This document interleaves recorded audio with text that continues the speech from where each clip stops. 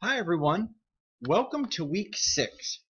For week 6 we're going to start our continuation on the stabilization policies of the U.S. economy. For this week we're going to look at fiscal policy. Fiscal policy, you'll notice, is very influential to our economy because it creates a lot of opportunities for our economy to be able to grow. For this week you should be reading chapters 17 and 18. You have discussion for week 6. You have homework number 6. And you have quiz number 2 as well. If you need help or additional resources on those, please let me know, as I'm more than willing to assist. For this week in the discussion, you want to find a news article that discusses the effects of a minimum wage increase on the U.S. economy.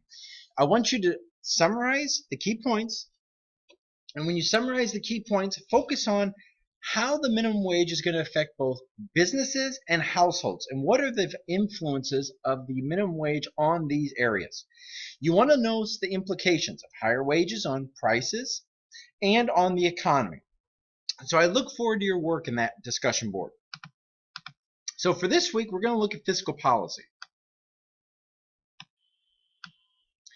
When we look at fiscal policy, you want to look at government budget deficits. And government budget deficits are very important because what we're looking at with government spending, you'll notice that government spending is looking at anything that's spending on various goods and services. The U.S. economy is very concerned about spending on roads, bridges, construction, anything that has an impact on the overall growth of an economy.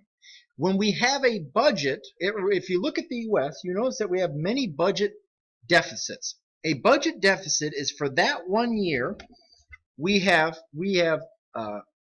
tax receipts that are much lower than government spending. Now the problem is when we continuously have these budget deficits, it's going to create many implications in our economy. So you want to focus on how these budget deficits are going to influence the economy and for future growth as well. You'll notice that the government spends money on a lot of things. And you look at total federal spending has increased as a percentage of GDP. National defense has decreased a little bit. You see healthcare has increased. Social Security has increased. Many of these have an implication on future implications on how the economy will be able to grow. But we need to focus on many aspects of our economy. When we look at the economy, you notice that we pay 6% net interest. That's interest payments on the debt. We have 20% going to national defense, 22% to Social Security, 24% to health care. You notice that 24 and 22%, they're going to add up very quickly. That's a large portion that's related to people that are much older. And these much older people are going to create a very big challenge, and a very big challenge for an economy that's going to deal with a lot of more spending. When you look at total spending, you look at education spending. Education spending has been very flat. However, total spending has increased dramatically. Now we look at taxation. Now we have where taxation has decreased right here, total federal tax receipts. So we have a decrease in taxation. However, we have an increase in government spending. That is always going to lead to greater budget deficits for an economy to be able to deal with.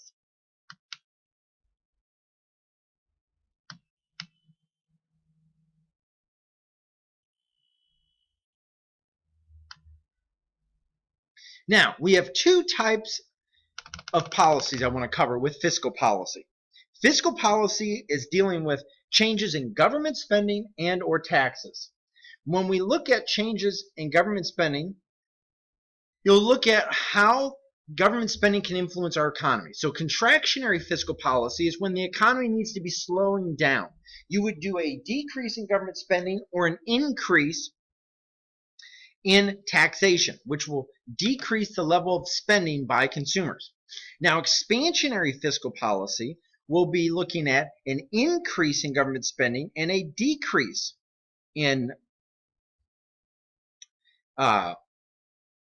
taxes, which will lead to an increase in the economy in terms of spending levels. Both of these are going to influence aggregate demand.